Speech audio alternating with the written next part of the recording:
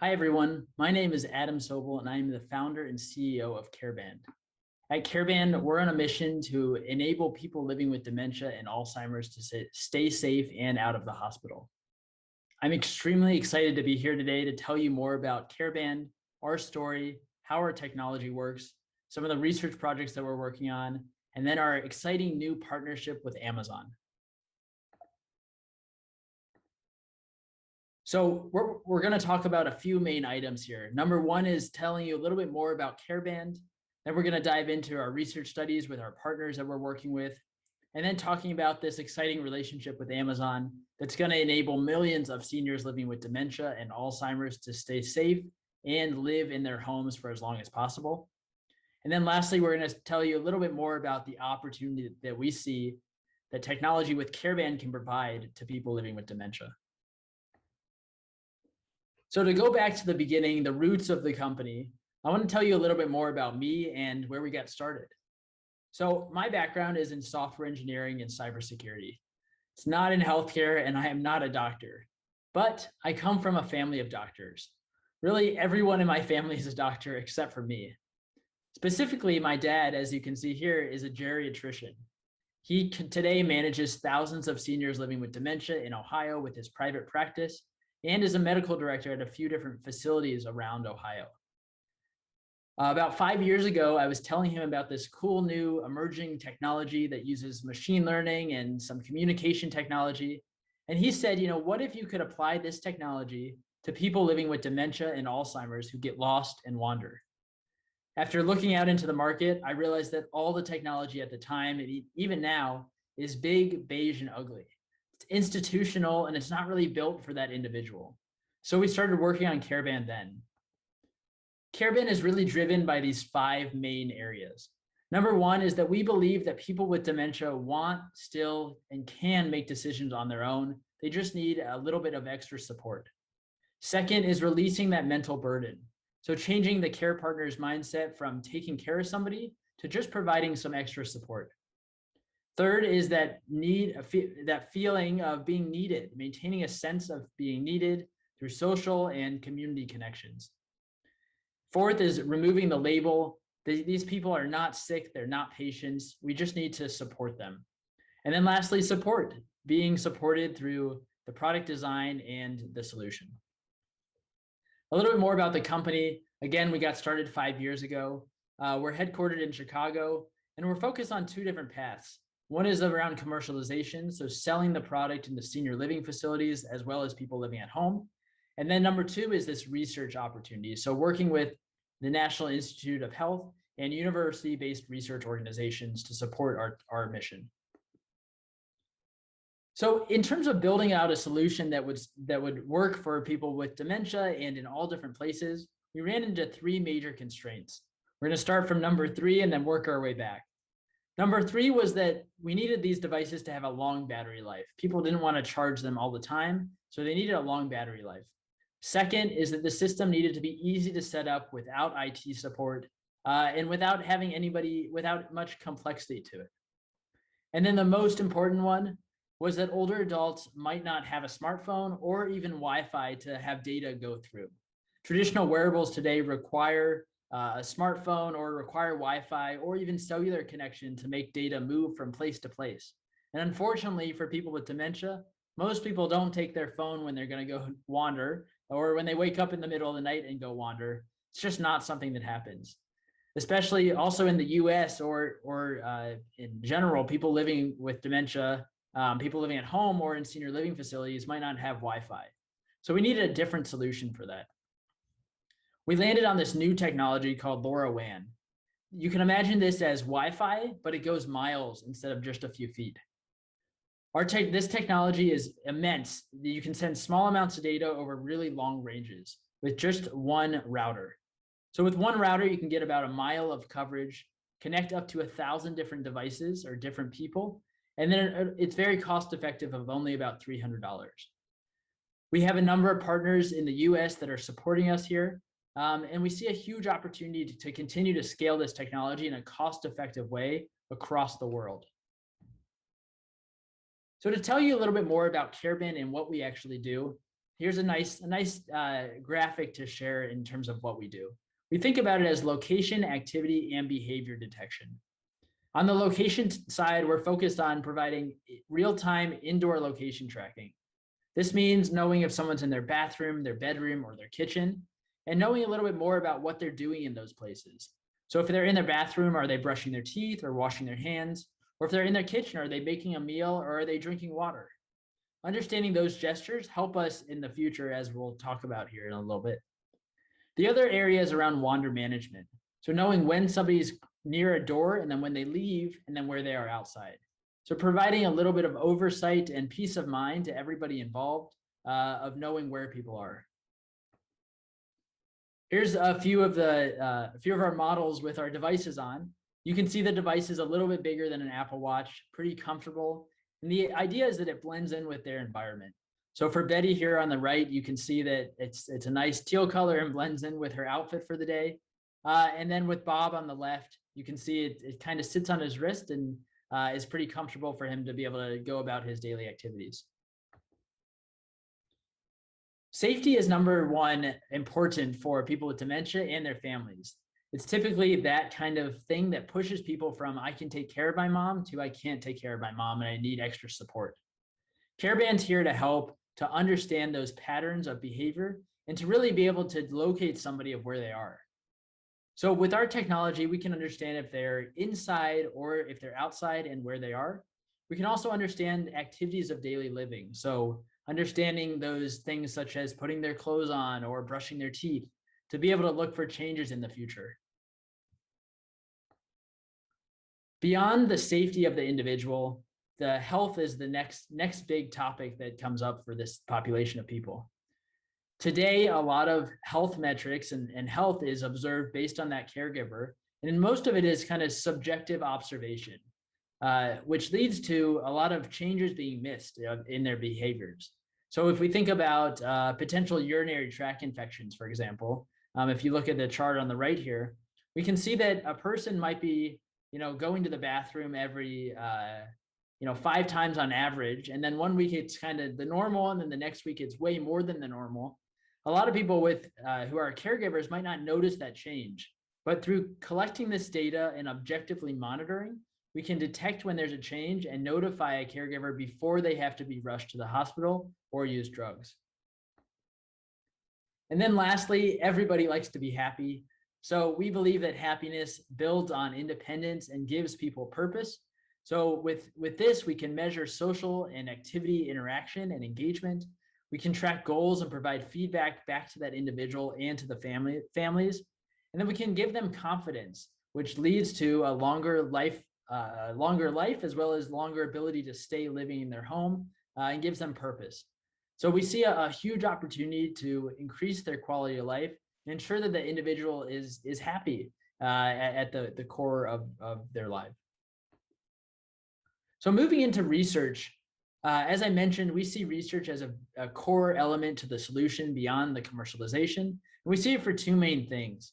Number one is to validate the outcomes based on these location and data activity patterns that we get.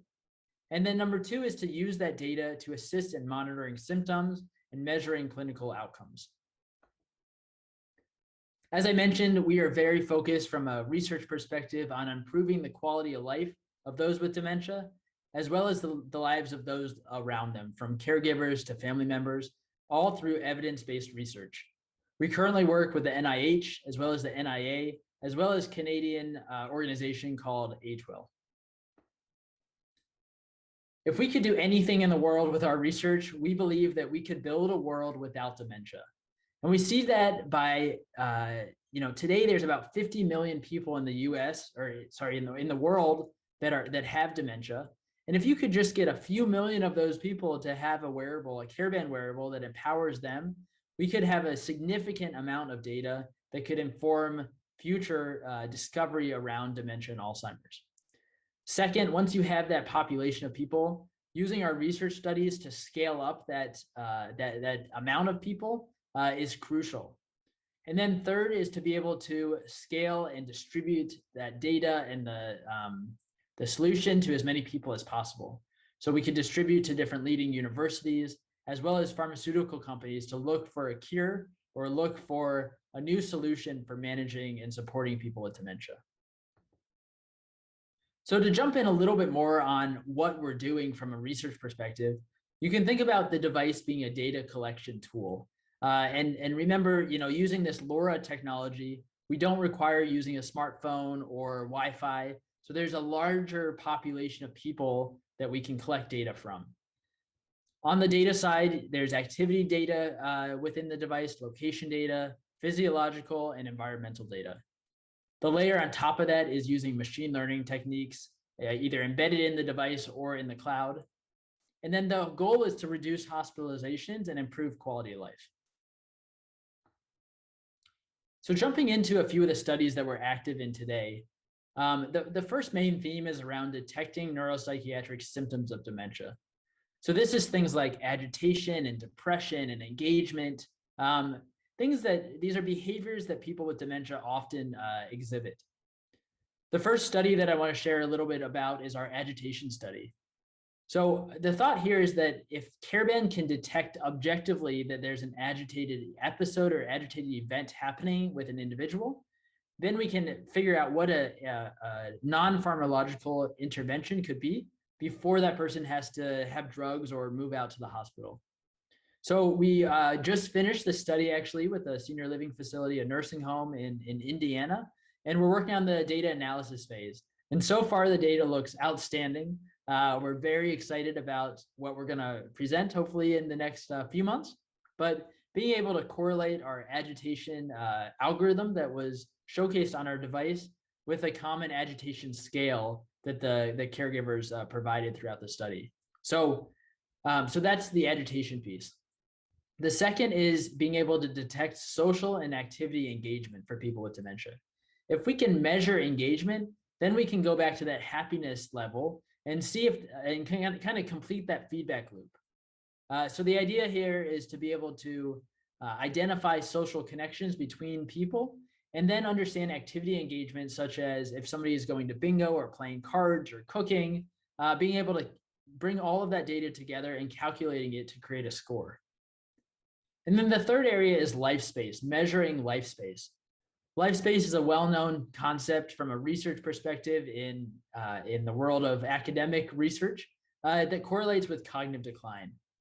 For context, life space is basically how people interact with their environment. So if a person is staying in their house versus going around the block or going to the community or going to the grocery store or going to the state, a new state, that life space is kind of very important to measure and to calculate, and then to see how that life space changes over time. So that life space, as it changes over time, you can really correlate it to cognitive decline and see what happens over time. So this tells you a little bit more about kind of our vision of what we're thinking here.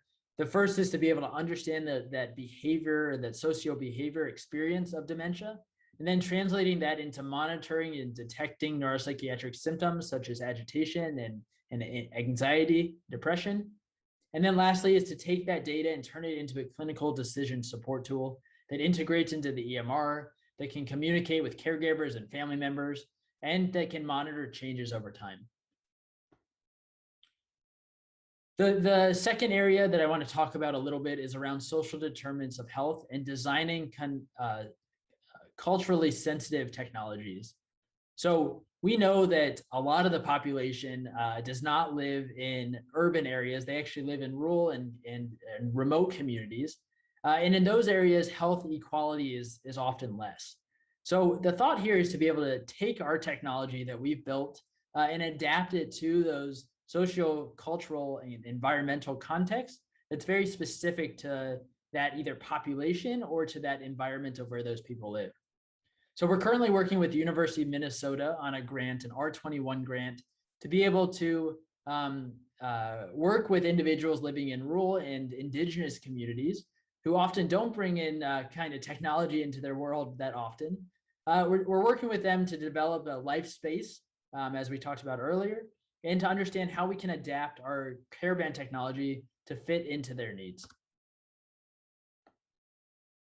So moving into kind of the exciting opportunity that we see with Amazon. So we've talked about the smart home a lot for the past number of years. I'm sure you guys know about the smart home. And you know, the concept here is that you could put sensors around an environment and create a supportive environment for people so that they don't have to worry about everything in their day-to-day. You can kind of be in a supportive or assistive environment, but live in their homes independently still. What we've seen change over the past 18 months or so is that people are more open to putting sensors in their home. They're more open to wearing wearables. We've also seen that standards such as Bluetooth and LoRa have been established, and they've become more supportive of communicating with each other, that interoperability. So instead of having an app for every single sensor in your home, you now have one app that communicates all of those sensors together, and you can make sense of that data together. And then third is that technology has become very cost effective for a majority of older adults. This is essential in order to increase adoption, and it's only going to increase over the next 2-3 years. So Amazon started looking at the smart home opportunity, and they were like, they were thinking about the smart home in itself, and that's one opportunity on its own. But then they started thinking about outside of the smart home. You know, what happens when you have a dog that is lost? How do you find that dog? Or your mailbox, is your mailbox full or not? So Amazon was thinking about this, and they started looking into this LoRa technology that we're using.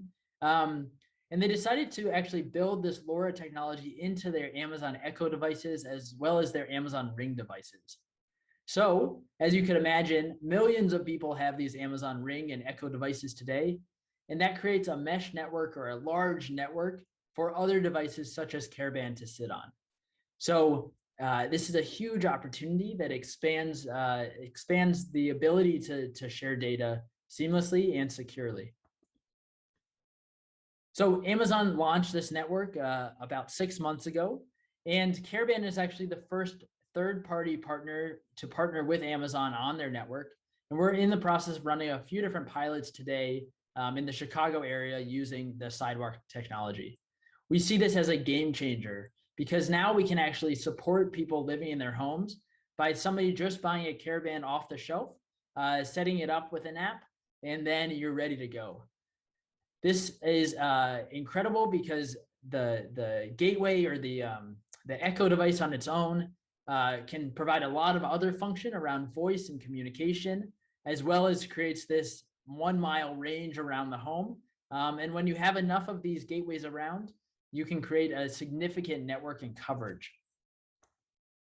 And what this actually creates is safety nets in neighborhoods. It creates a smart neighborhood. So these questions around how did mom sleep? Is mom acting strange? Did she fall? Those are all focused on the smart home. And yes, we can do those things. But once you move out into the neighborhood, this is where things get very interesting. So in this partnership with Amazon Sidewalk, we can now understand, did mom take her walk? Is it a normal walk or is it irregular compared to her normal pattern of walking? You can understand where she is, understand some of those behaviors that she exhibits throughout the week, and you can create a fuller picture of what is going on. So we see this as a great opportunity for CareBand as well as a number of other technologies coming out in the next few months. So we've talked about a lot so far, and I really just want to stress that the opportunity is now to be able to use this technology. It's ready today, and it's ready to save lives and solve problems. We know that the world is changing fast, and it's only going to increase in terms of the number of people living with dementia and the cost of care for dementia as well. So just to summarize, CareBand was intentionally developed for people with dementia. It's a location-based health and safety wearable solution. We're currently working with a number of research institutions to provide value in the solution. And with this new exciting partnership with Amazon, we can now enable people living with dementia to age gracefully and with dignity living at home. Thank you so much for your time. I look forward to working with you or hearing from you and seeing how we can actually support and empower people living with dementia around the world. Thank you so much. Hi, Adam. Can you hear us? Yes.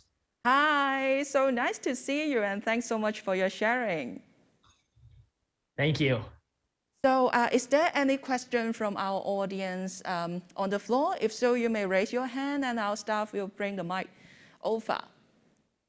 If not, then maybe Adam, let's look at the questions online, shall we? Okay, so here's the first question. Here asks, is the CareBand applicable to a crowded and densely populated city like Hong Kong? And would there be any limitation? So it's a great question. So depending on what the city looks like, we would have to put up a little bit more kind of LoRa gateways or kind of Amazon Echo devices, whatever that look like. But in most cities, as long as you have a good number of them around the city, you can usually get pretty good coverage. So here in Chicago, for example, we have great coverage with a few different gateways, these LoRa network providers. So there's no limitations around big buildings or dense population or anything like that. That's really good to know. So here we got another question. It's about how receptive are the dementia patients, and would they even take off the CareBand?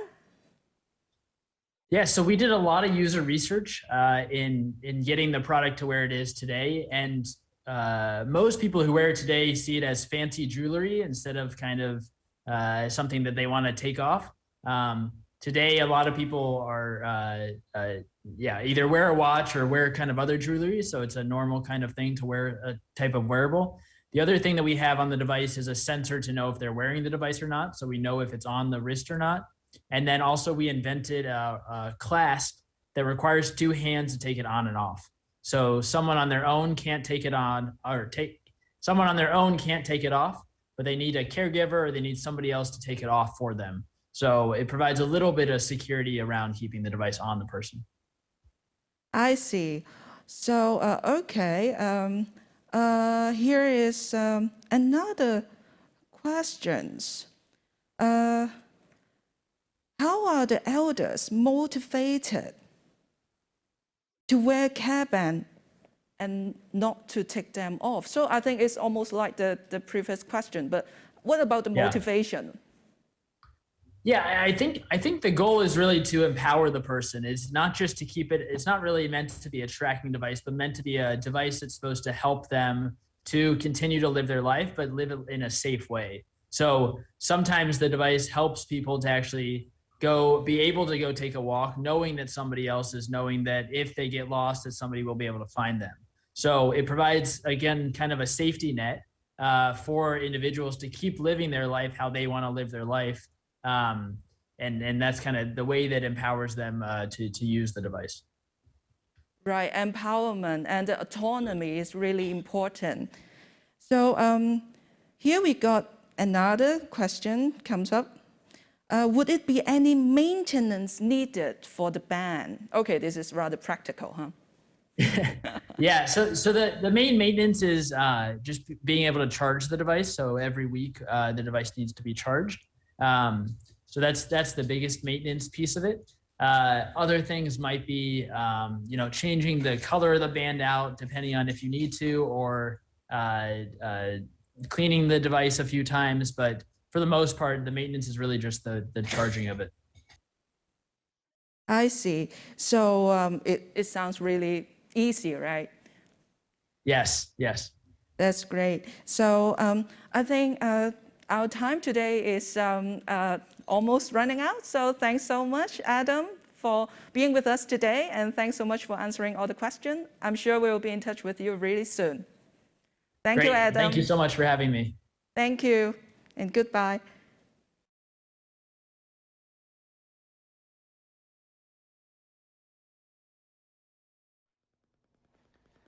Hello everyone, my name's Colin Pudsey and I'm the founder and CEO of SilVR Adventures. Everything that we do is about improving the lives of older adults, and specifically I want to talk to you today about how we can use group VR therapy to reduce feelings of isolation and loneliness among care recipients.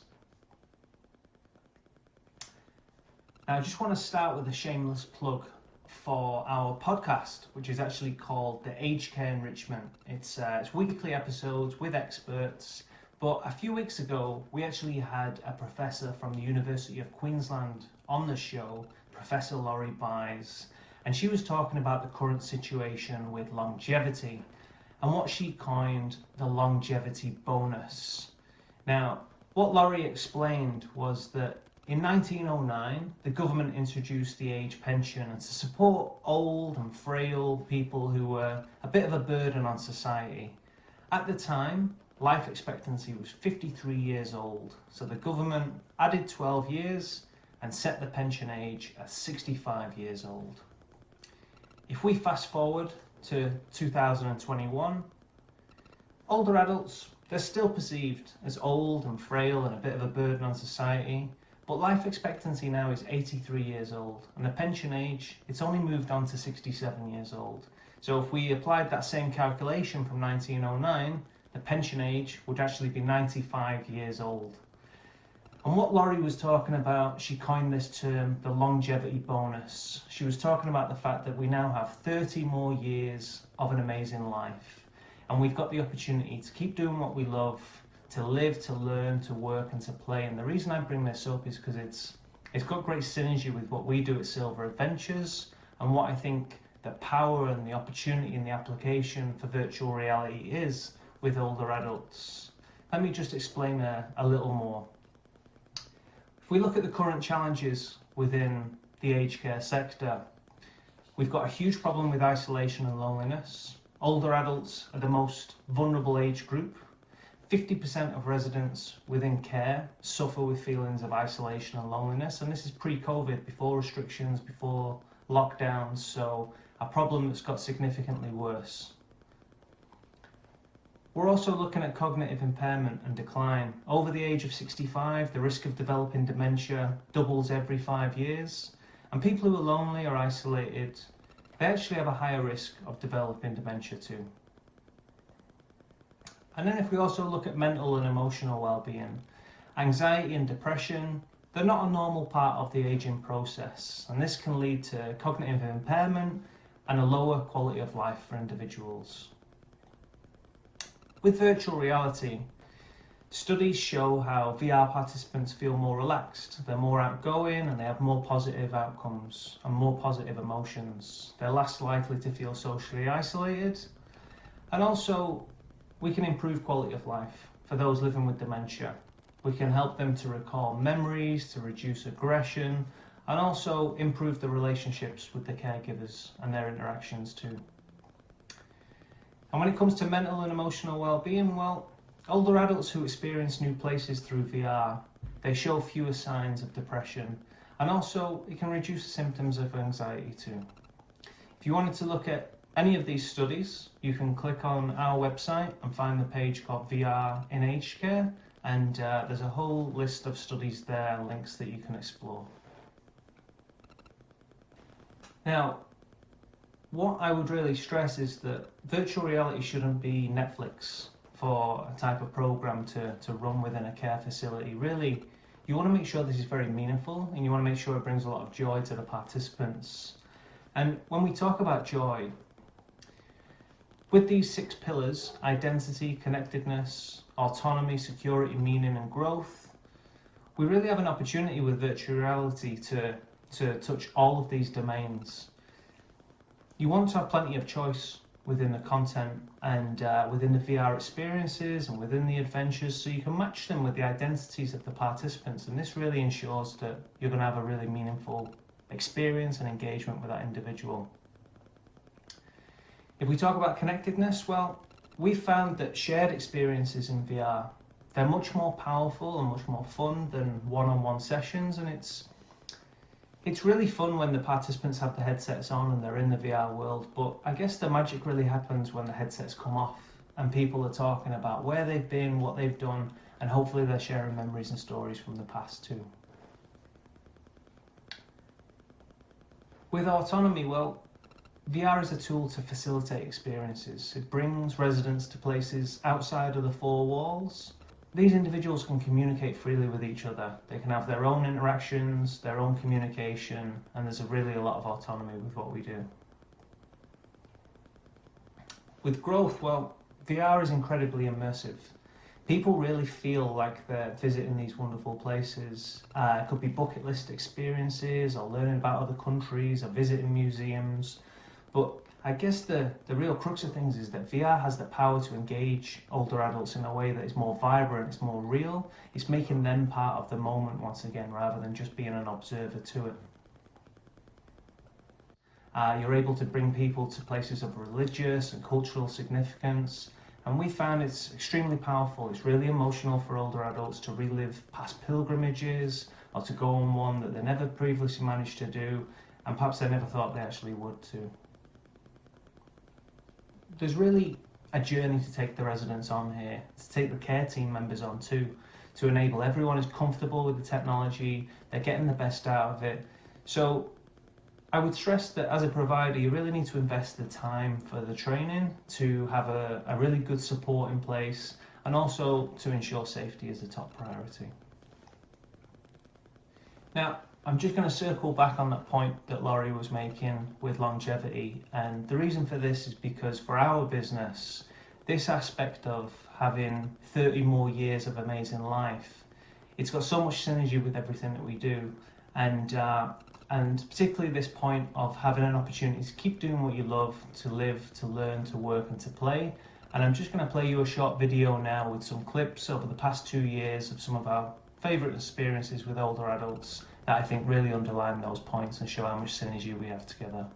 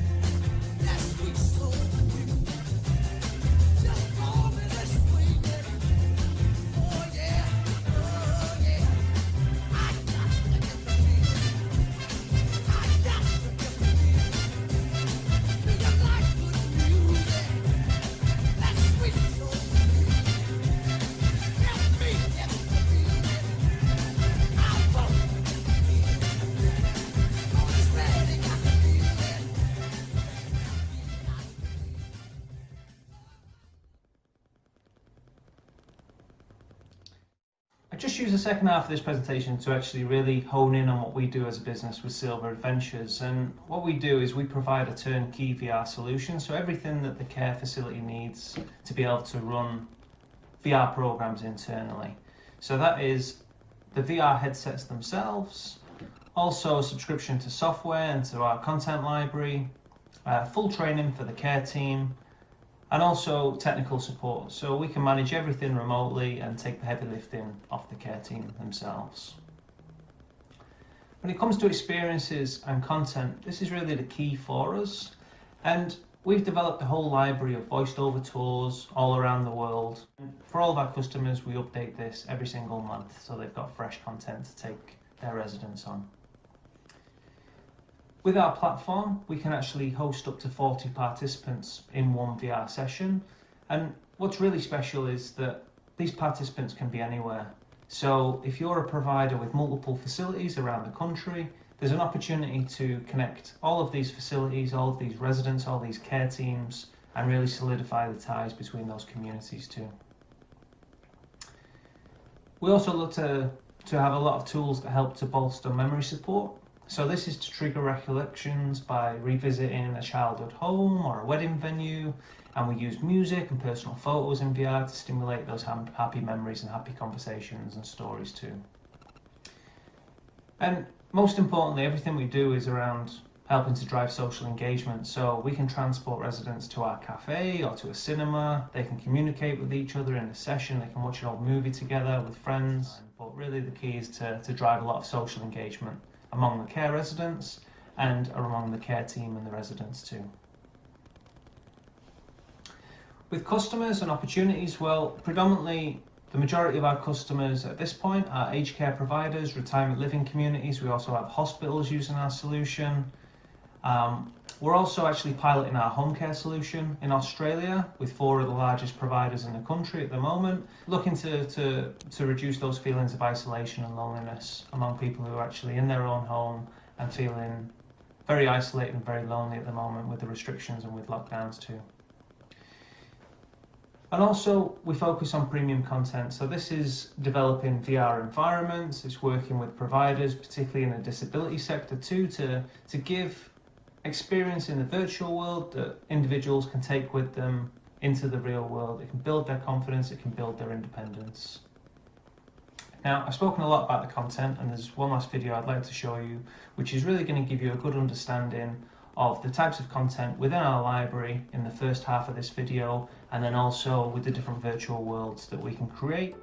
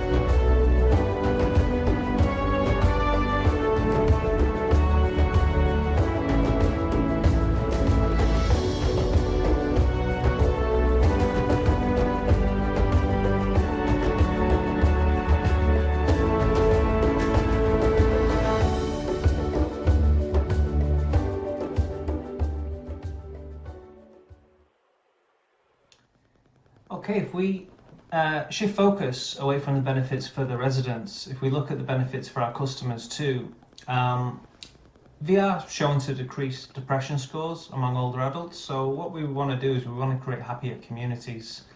The benefits that are experienced by caregivers, residents and families, they all indirectly help to improve the bottom line for our customers too. And we want to create happier workers, which is hugely important for worker retention and a very hot topic at the moment.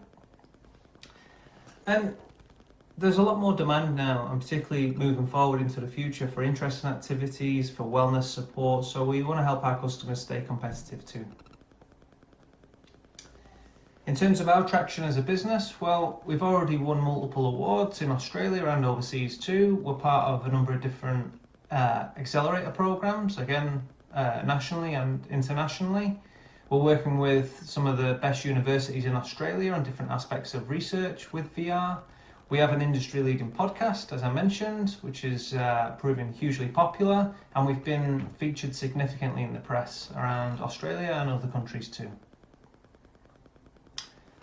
We did our own survey at the back end of last year just to get a finger on the pulse with our own customers, and we had some amazing results in terms of the majority of our customers advised that the VR solution had significantly helped to drive social engagement among their residents, which was fantastic. They also advised that they're running a group VR session at least once a week with the same residents, which was a really great validation of the fact that for a resident, this is not just a fad, it's really a trend where they experience VR and then they want a lot more of it and they want it regularly. And lastly, that the care teams themselves were confident to deploy the solution after our training. So it's a very sophisticated solution, but we make it very easy to use also. Thank you, everyone. With SilVR Ventures, we're leading the application of VR to the aging population, and we are Australia based, but we certainly can service customers in Singapore and within wider Asia Pacific. And if you are interested in our services, you can find us online at www.silveradventures.com.au. Feel free to connect with me on LinkedIn or to actually follow us at SilVR Ventures, and my details are there on the page. Thanks so much for the opportunity to present today, and we'd love to connect with you and hear from you and hopefully work with you in the future. Thank you. Thank you very much, Colin. Thank you so much for your sharing.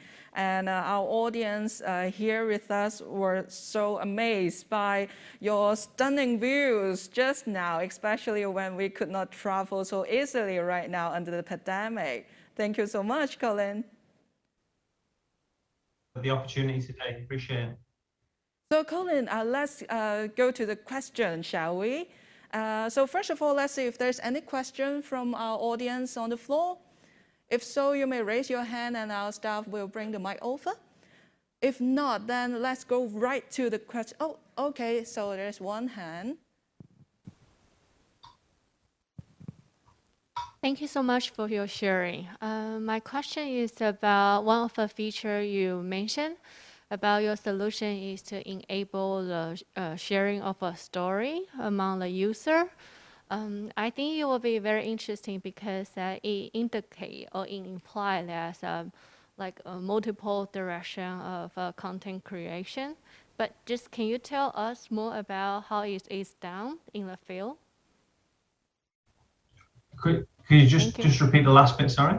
So I just wonder, like, you know, how is the function being applied in the field? How did you encourage or enable the sharing of a story among the user? And that itself, is it becoming a content itself, or is it part of a group session process? Sure. So thank you for the question. The way it would work is within a group session, we want to empower the care team that is actually facilitating that session with the right tools and also a vast choice of content so that they can really apply the right tools and the right content and match those experiences to the identities of the individual. And I guess a lot of that is based on them understanding the needs and understanding what would bring joy to the people that they're caring for. so that then they can bring them on those experiences, and they can also integrate other aspects of media. So that might be music, or it might be personal photographs, and sort of tell that holistic story to the rest of the group about that individual, and then making sure that it's very meaningful, and then that joy really resonates from that one participant across the whole group. And then a lot of active memory there as well. So stories coming to the surface, and then you know, those stories being shared among the group. So there could be a really wide range of sharing could be happen. So we just have another hand over here. Thanks for sharing. This is very important when we are facing the COVID-19 time. I watch my little girl playing TV games. It is very interesting and engaging. I'm wondering how these VR tools can integrate it with the real life situation. For example, some training in a VR tool, but some process integrated into the real life. What is your experience to integrating this to different interface in your experience, fans? Yeah, it's a good question. So definitely when we started as a business, the focus was very travel related, very experience related, with 360 videos and 360 images, and building those stories and those tours around the world, specifically for older adults. But we've evolved into other sectors like the disability care sector, and working with some really great providers and customers. And with that, sort of advance the technology so that we can also create virtual environments. So that second half of that video that you've seen, a lot of that creation of content is with a goal of giving people experience in the virtual world that they will take with them into the real world. So it could be something as simple as getting on public transport, being able to actually use your train pass, tap your pass, find a seat on a very crowded train or a bus, and to be able to do that a number of times to build your confidence, build your independence, and then when you do that in real life, not to feel so overwhelmed because you have something to reference. So there's a lot of these different projects that are ongoing at the moment that are really exciting for us, and as we move forward as a business. Wow, so looking forward. So thank you so much, Colin. I think it is almost time. So thanks so much for joining us today. So I'm sure we'll be in touch with you really soon. Okay, my pleasure. Thanks so much for having me, and all the best. Take care. Thank you. Bye.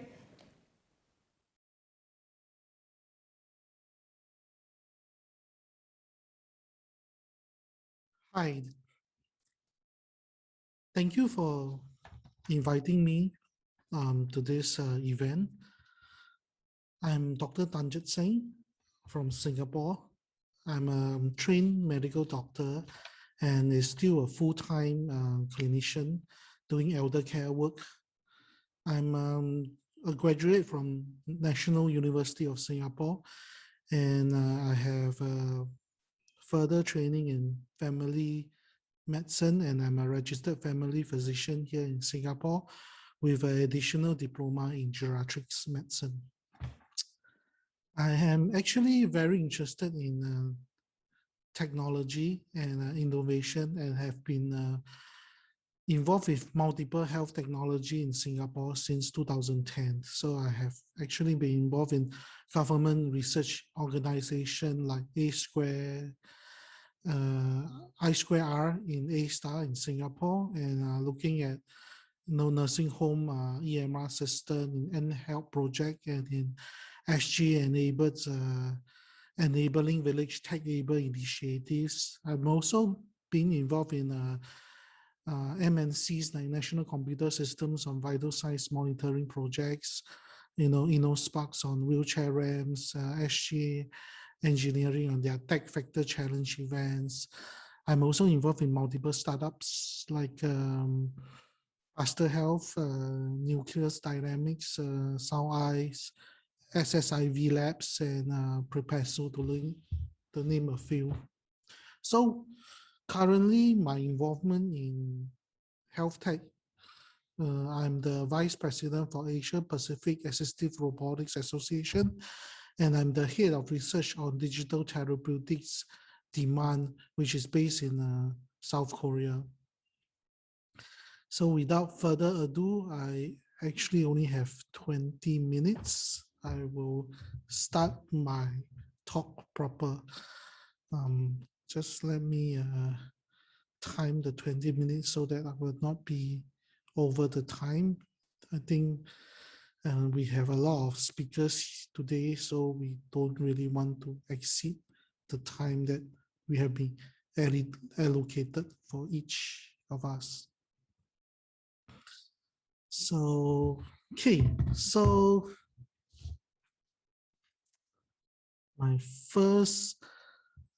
before showing you my first slide, I'm going to just split my talk into a few parts.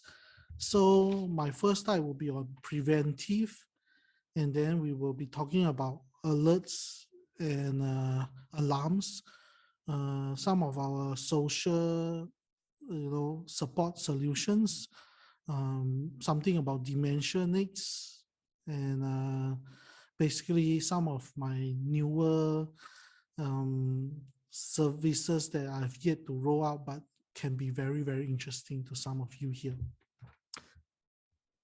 So the first service is, I'll go to full slide. The first service is preventive. So in the past few years, we have a few innovation for preventive or rehabilitative services. One of which is called Gym Tonic. It's founded by my colleagues in Lian Foundation, which has more than 2,000 active users. So Gym Tonic actually uses equipments that are very smart. They use air pressure instead of weights, so that the seniors or the older adults will not get injured using the gym. And with each pressure and tension, we can record, and we can actually show progression on how the older adults is progressing from this service. So it's quite interesting. We use specialized equipment from Finland, and this equipment actually can track, the resistance that's being used and how many reps. And so the physiotherapists can have a very good data to see the progression of the exercises regime that we are prescribing to them. I myself also exercise prescriber, especially for older adults, to train and strengthen them. Sarcopenia is a huge issue. Osteoporosis is a huge issue. So resistance training is actually very, very important now and in future, tackling these two clinical problems. For exoskeletons, it has been also a very interesting topic that I was looking at, and we have actually imported some exoskeletons in one of the charities called Stroke Support Stations to help people that have weakened lower limbs, or maybe even paraplegics, to support them to walk.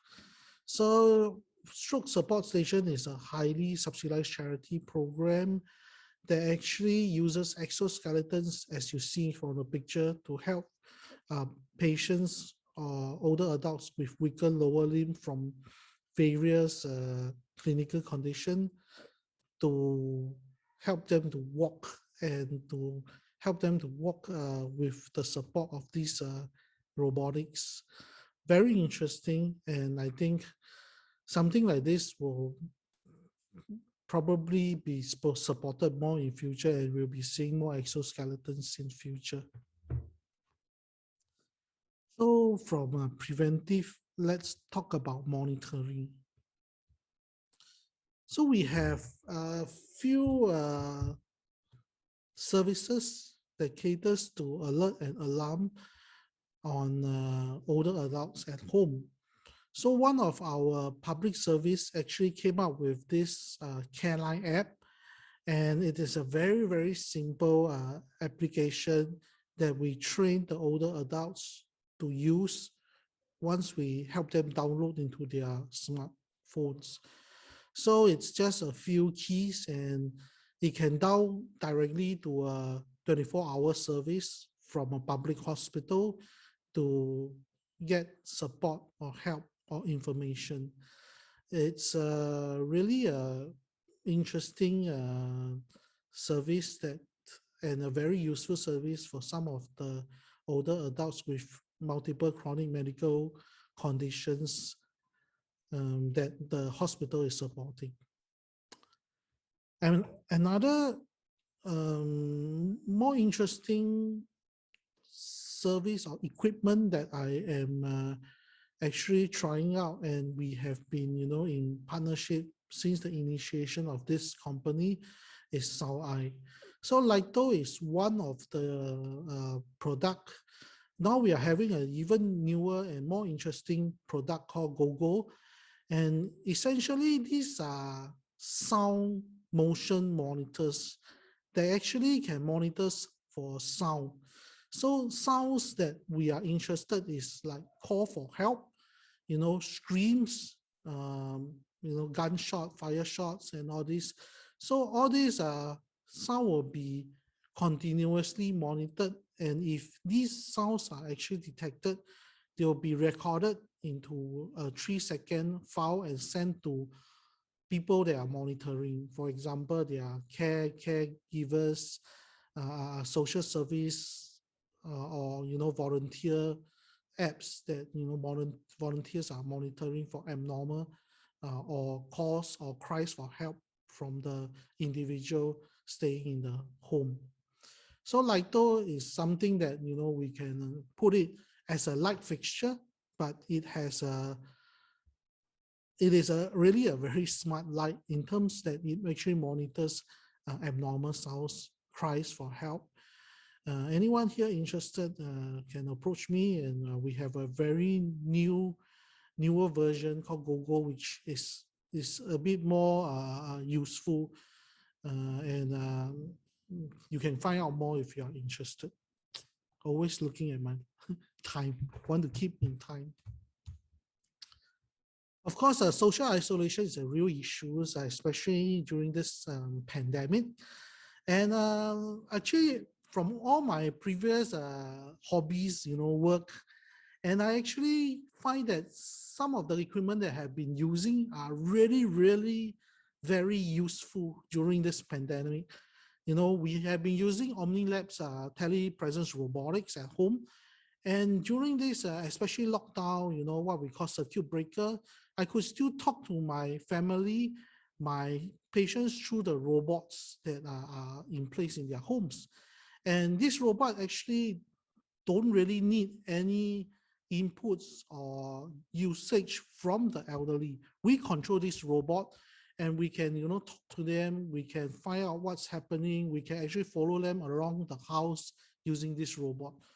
And through this robot, we can also, have some telemedicine services like what I'm doing. I'm a long-term home care physician, and through my portal telefriend.io, I could actually use and talk to my patients and using this, of course, without the robot, through their smartphone or through their PCs, through their TV, they are linked up to TV. So it's been quite helpful to me to continue to connect closely with my loved ones and my family members individually, and as a doctor, my patients.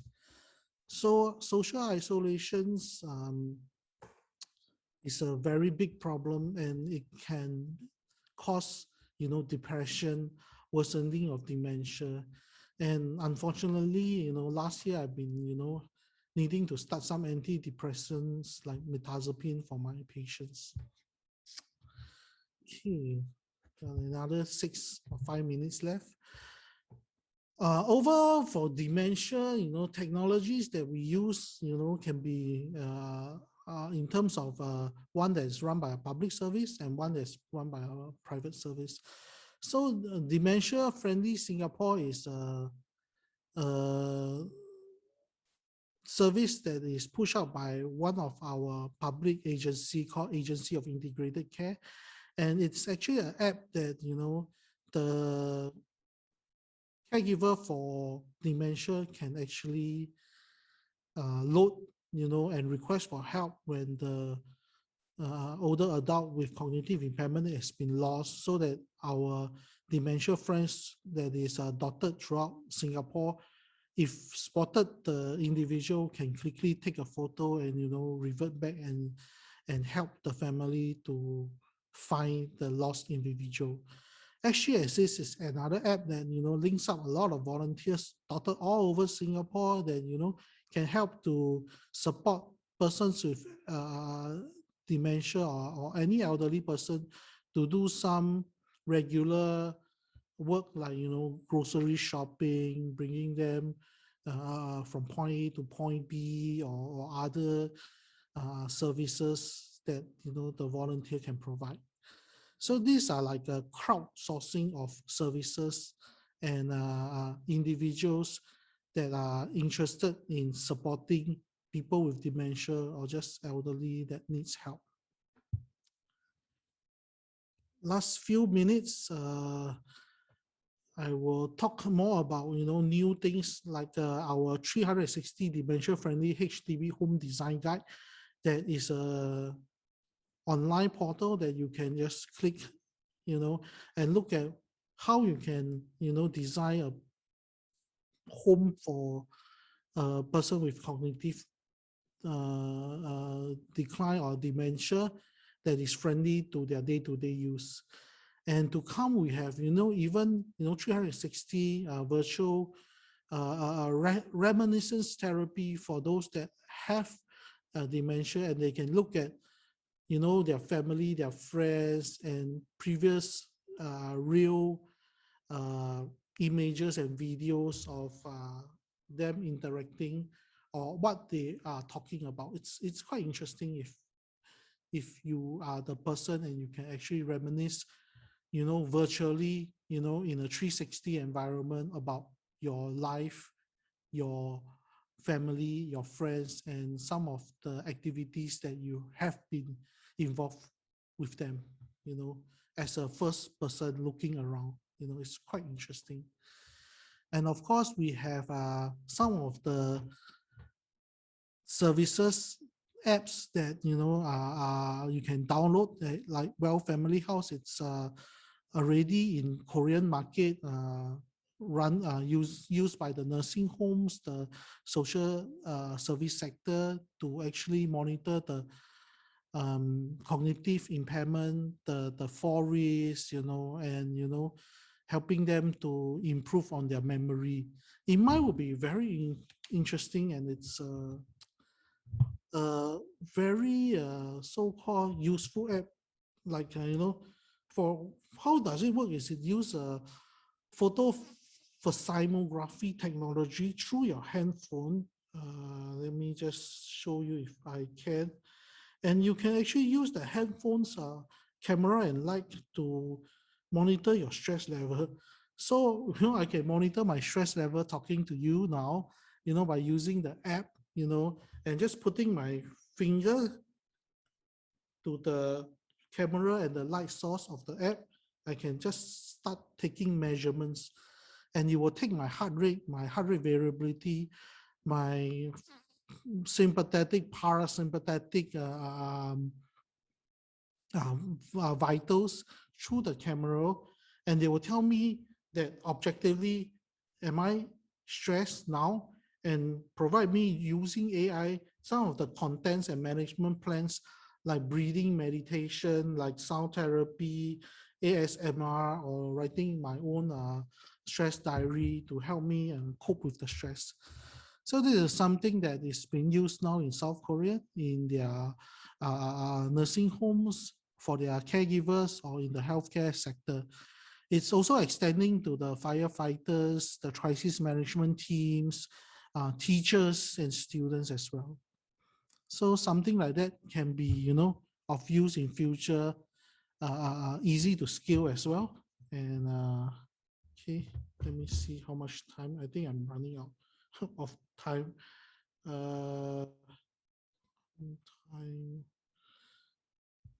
Okay, so probably to come last is home monitoring. So like Homecare, we are monitoring the activities of the elderly through their energy use. So if they are watching TV, they're owning a light, we know that they are still active at home and they are still, doing some sort of activity at home. And we can use the energy signature from these usage to know that, they are actually still functioning. VR Home will be using waves to look at the positioning of the elderly at home and looking at their activities, whether they have fallen or they are still upright, they're sleeping or they are moving around. So these are some of the more interesting new technologies that we may be offering to our client, our older adults that might want to use them, basically to have a sense of security. And I think my time is running out. My alarm sounded. So hopefully such new technology can be useful in future and integrated so that the monitoring organization, the family and the patient can have a better peace of mind. So with that, thank you so much. And I hope that it has been an interesting talk for you. I will stop now and answer some questions later. Thank you. Hello, Dr. Tan. Hello. Hi, so nice to see you. Thanks for joining us. Sure, it's a great honor to be involved in your summit and happy to see you and all of you there as well. Likewise. So let's spend a couple of minutes ahead to answer some of the questions. So is there any question from the floor first? If so, you may raise your hand and our staff can bring the mic over. If not, then maybe let's look at the questions we received online, shall we? All right. Okay, so here comes asking, you have introduced a couple of products and projects that monitor sound, power consumption, and activity tracking. So were there any concerns on privacy, and how were these privacy concerns be tackled? Yes, I mean, this privacy concerns has been in our minds from the very start for whichever technology that we are using. So the privacy issue actually is always very personal. So if you are very old, you are very frail, you actually want people to know what you're doing. You don't want to die suddenly at home or fall down and cannot get help. So our experience with older adults is that they are happy to be monitored, and these are not very invasive. For example, electricity is basically just to monitor your electric use, at home. There's no camera, nothing like that at home at all. You don't even have the device at home, the device can be your electric box. And for sound, we are just monitoring for sound. And these sounds are pertaining to sounds of interest. For example, a scream, a call for help, the sound of a person falling. So this has unique algorithm, sound algorithm that the continuous monitoring will pick up. It doesn't pick up any other sound. And once these sounds are picked up, they're recorded in 3 seconds. And these 3 seconds sound will be sent to those that are monitoring. So in terms of privacy, right, I don't think we are very invasive. And we actually have one, I'm involved in many of these monitoring projects. One project, we are installing cameras, and that itself, we need a police license for it. And so, and we need a lot of consent, from the organization to the patient. So I don't think privacy is an issue, especially if you are frail, you're old, and you actually want to be monitored. and you are a bit more reassured that you are safe. Right. It is really important that they themselves is happy to be monitored, right? So it is really important. So let's go to the second question we have online.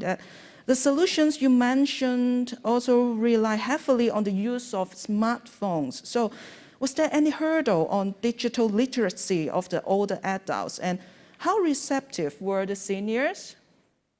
I think that is a very good question. So for like Careline, some people don't even have smartphones, some older adults.